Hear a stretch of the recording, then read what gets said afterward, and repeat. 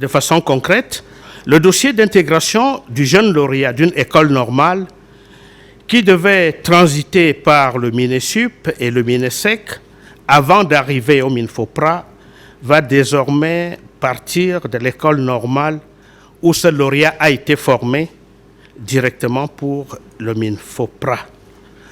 Nous avons mené une petite étude qui nous a montré, lorsque nous parlons de 28 à 30 mois, le temps que dure un dossier pour être acheminé de l'école normale jusqu'au MINFOPRA, en passant bien sûr par le MINESUP et le MINESEC. Et c'est un temps extrêmement long. Nous avons constaté qu'au MINESUP, le dossier ne subit pas de traitement. Au MINESEC, le dossier subit un traitement, c'est-à-dire une prise en charge, la prise de service. Or, ce sont des choses qui doivent être faites normalement au ministère de la fonction publique et de la réforme administrative.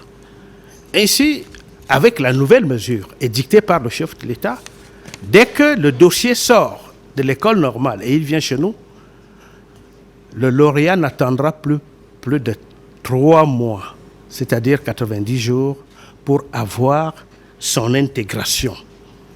Et d'ailleurs, nous sommes en train de travailler pour que ce délai ne dépasse pas 60 jours, parce que cela est faisable. La deuxième directive, pour sa part, vise à réduire les coûts de service dus au déplacement des concernés. En effet, à l'exception des lauréats des écoles normales supérieures de Yaoundé, toutes les autres écoles pourront désormais déposer les dossiers d'intégration de leurs apprenants auprès des délégations régionales du ministère de la fonction publique et de la réforme administrative. Là aussi, je dois dire que les dispositions sont déjà prises.